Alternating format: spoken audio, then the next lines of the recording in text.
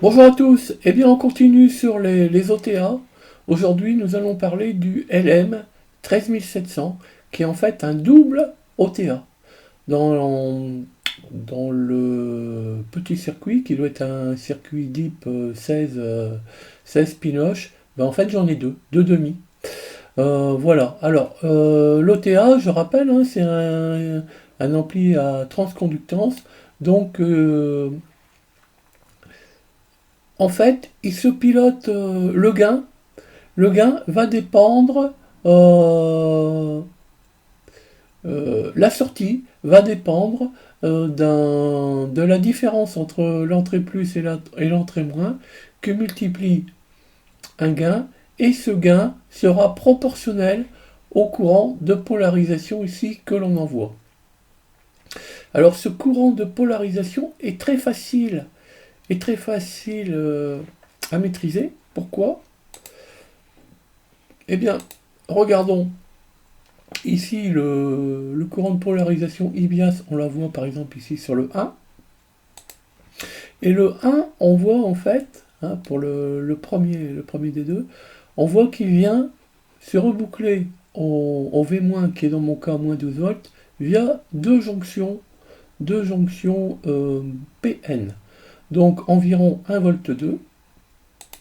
1 volt 2 par rapport au moins 12 volts. Donc ici, le point bas, on va considérer qu'il est toujours égal à moins 10,8 volts. Voilà, donc on pourra, mais via une résistance et une tension, on pourra très bien maîtriser le courant.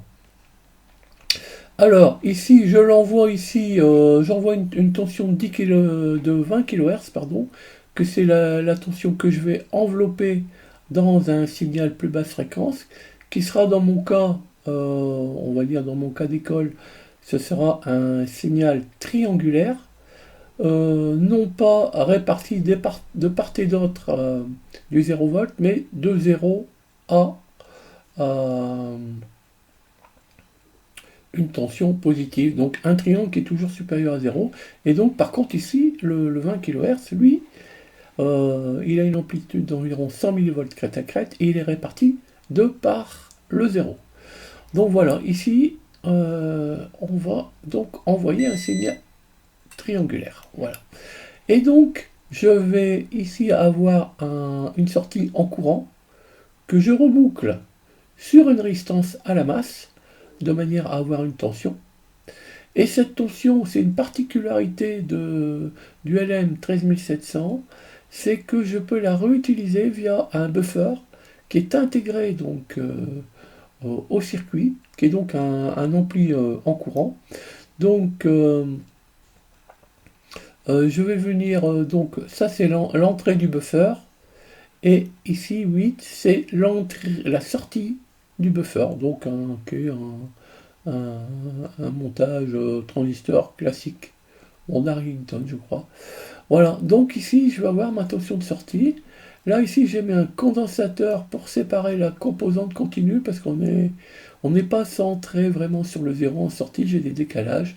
Alors, la valeur de la capacité hein, du condensateur sera à calculer de manière plus poussée. Hein. Ici, je suis dans l'expérimentation et donc j'ai mis un condensateur plus par habitude. Ici, c'est une résistance qui est préconisée par les notes techniques pour injecter un courant dans des diodes. Voilà, des diodes qui vont servir. En fait, le fait d'injecter un courant ici, d'après le fabricant, limite les distorsions. Bon, j'ai essayé, ça marche pas.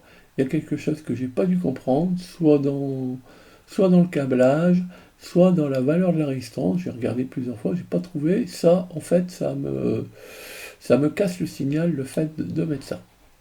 Alors, le triangle. Le triangle, voilà, je l'ai fait rapidement à partir d'un Arduino XIAO. Hein. Je sors une tension de 0 à quelques centaines de millivolts sur la sortie DAC du Arduino avec une simple boucle. Et ce triangle-là, je l'envoie sur ce générateur de courant. Donc que j'ai inventé, hein, je ne le connaissais pas. Alors quand je dis j'ai inventé, je l'ai peut-être réinventé, hein. Voilà, donc, parce que, en général, sur les générateurs de courant de ce type-là, on vient plutôt commander une tension sur une résistance d'émetteur de manière à avoir un courant d'émetteur et donc un courant collecteur connu. Ici, je devais avoir ma base qui soit rebouclée sur le ground et donc j'ai trouvé ce montage, mais par contre, je pilote non plus par un courant d'émetteur, mais par un courant de base. Petit inconvénient, au moins un en tout cas, eh bien, c'est que sur un transistor, en fait, on ne connaît jamais, d'après sa datasheet, on ne connaît jamais exactement son gain. Donc pour connaître le courant de collecteur, ici, ben voilà, il y a une fourchette qui peut être assez grande. Bon, moi j'ai déterminé expérimentalement, ça m'allait bien, voilà, hein. Mais je pense que dans la vraie vie, ici, il faudra mettre une résistance fixe avec une résistance variable, ou alors faire des tris sur le transistor pour avoir un gain voulu. Voilà ce courant qui est donc un courant triangulaire, mais triangulaire toujours supérieur au 0 volt. Hein, gros avantage. Donc je vais avoir un courant qui va varier de 0 à bon, l'ordre de grandeur, c'est à peu près 1 mA. Mais il va varier de manière linéaire avec le temps. Et je l'injecte ici. Donc on voit bien que, étant donné que la sortie est proportionnelle à l'entrée que multiplie le courant bias, eh bien, on comprend bien que je vais venir envelopper mon signal par un triangle, mais surtout après le condensateur, réparti de part et d'autre du 0 volt, à condition que je n'ai pas d'écrêtage, que je n'ai pas un gain trop important. Ici, vous retrouvez, je l'ai mis pour info, le brochage du LM13700, on voit bien qu'il y en a deux. Alors j'ai fait des essais en alimentation symétrique, ça marche aussi bien en plus 12 qu'en... Enfin, plus 12 moins 12 qu'en plus 5 moins 5. Hein. Voilà. Et le deuxième LM à 13700 non utilisé, eh bien,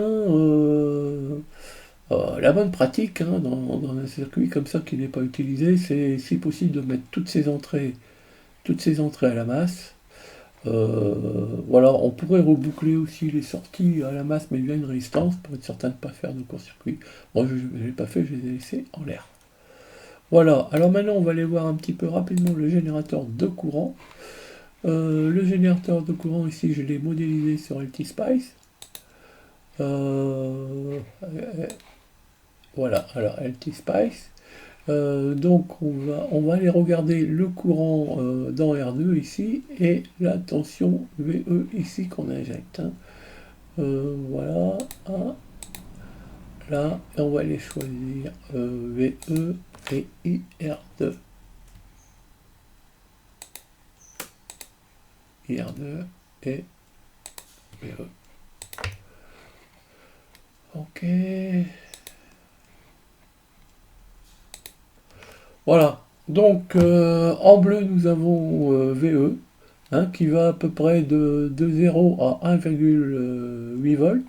Et on voit bien qu'on a un courant qui va de 0, enfin de 0 à moins 1,3 mA et qui varie linéairement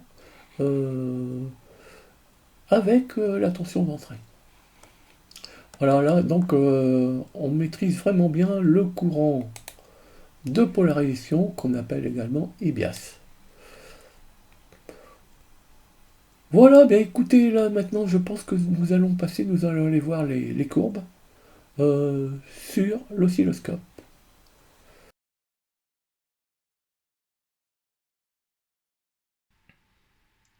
Alors voilà les courbes à l'oscilloscope. Ici on peut voir, j'ai le signal d'entrée sur le générateur de courant. Donc c'est un triangle qui va à peu près de 0 à 1,8 volts. Il est bien aligné sur le 0 volt, hein. Voilà, donc il descend jamais en dessous de 0. C'est ce qui permet d'avoir ici voilà, une intersection nickel ici. Voilà, donc le signal d'entrée, on va l'enlever. Ça, c'est le signal de sortie, ce qui reste. Le signal en sortie de l'amplificateur en aval du condensateur C4. On voit que le signal est bien centré sur le 0. On voit que la sinusoïde est belle. Et on voit que c'est vraiment, j'épouse vraiment la forme du triangle. Voilà, j'espère que ça vous a intéressé. Moi, ça va me permettre de poursuivre mes essais sur mon bruiteur électronique pour mon projet Pinball. Et puis, ben, j'espère à bientôt sur d'autres vidéos. Au revoir.